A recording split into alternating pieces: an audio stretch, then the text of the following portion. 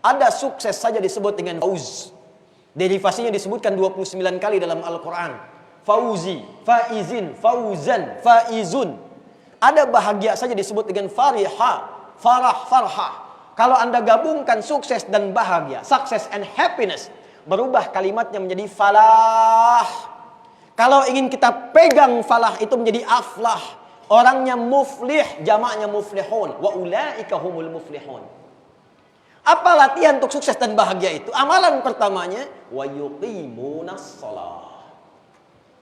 Wa yuqimunas shalah. Karena itu panggilan salat yang diviralkan ke telinga kita. Telinga bahasa Arab disebut dengan udhun. Jamaknya disebut dengan adzan. Adzan. Kenapa disebut adzan? Karena kalimat ini, panggilan ini akan sampai kepada setiap orang yang masih punya pendengaran. Karena itulah satu-satunya lafaz, kalimat yang terus akan berkumandang di muka bumi 24 jam itu hanya panggilan adzan.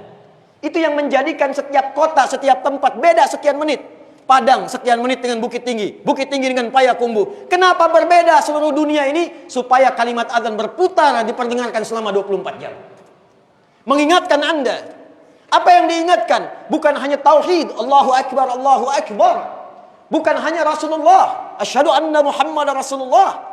Tapi penting kita dekat dengan Allah, Allahu Akbar, Allahu Akbar. Penting kita asyhadu an la ilaha illallah. Penting kenal Rasulullah wa asyhadu anna Muhammad Rasulullah. Supaya dengan kenal Allah, tahu cara beraktivitas, ikut petunjuk Rasulullah, apa yang didapatkan? Hayya 'alal falah. Bukankah ada falah di situ? Kapan kita bisa mendapatkan falah? Ketika amalan falah kita lakukan. Karena itu amalannya ditempatkan sebelum falah. Hayya 'alas shalah. Hayya 'alas shalah. Ayo salat. Anda bertanya, ya Allah, kenapa mesti salat? Allah jawab, kamu tidak salat pun tidak akan menurunkan status Allah sebagai Rabbul Alamin. Tidak akan turun status Allah sebagai Tuhan. Jadi kita diminta salat itu bukan sekedar membuktikan keberimanan kita kepada Allah, menetapkan kita hamba Allah Tuhan. Buktinya apa? Salat.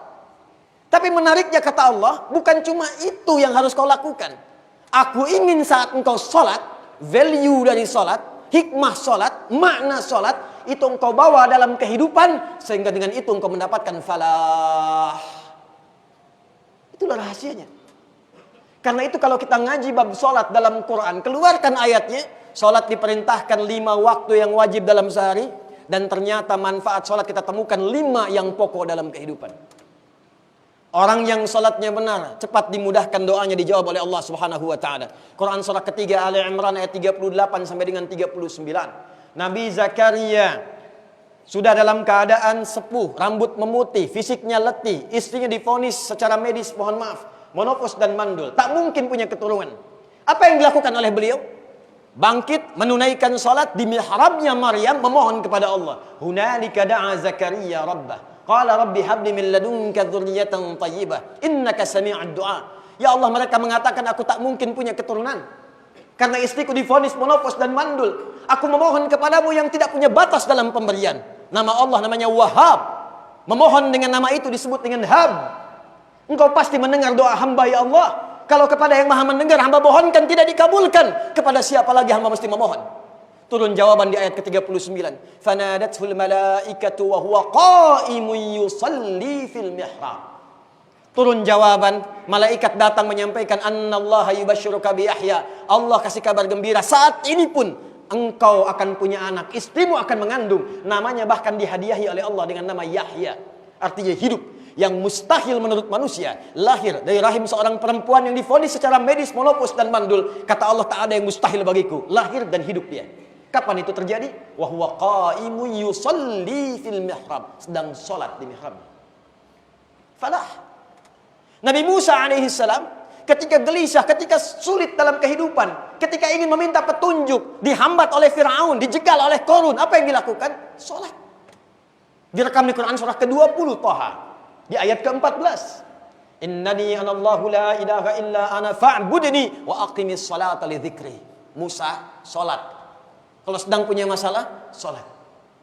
Nabi Isa alaihi salam salat. Quran surah ke-19 Maryam ayat 31 sampai 33-nya. Wa awsani bis shalah. Allah perintahkan kepadaku dengan kuat supaya sholat. Nabi Ismail alaihi salam, datuknya Nabi Muhammad sallallahu alaihi wasallam, yang ke-29, bahkan meminta semua keluarganya jangan tinggal sholat. Quran surah 19 ayat ke-55. Wa kana ya'muru ahlahu bis salat. Jadi ketika diminta sholat, Allah menginginkan urusan kita mudah. Kita minta, Allah jawab.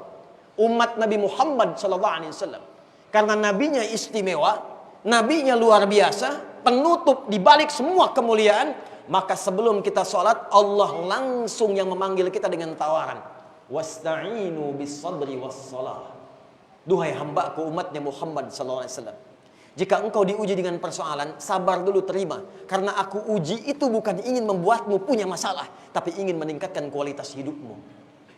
Terima itu, bawa kepadaku dalam sholat, minta solusinya dalam sholat. Di sholat itulah Allah berikan. Kalau masih nggak yakin, ditanyakan imannya. Pindah Al-Baqarah ayat 153. Ya ayyuhalladzina amanu sta'inu bis sabri was salah. Itulah sholat. Sholat bisa merubah kita menjadi lebih baik.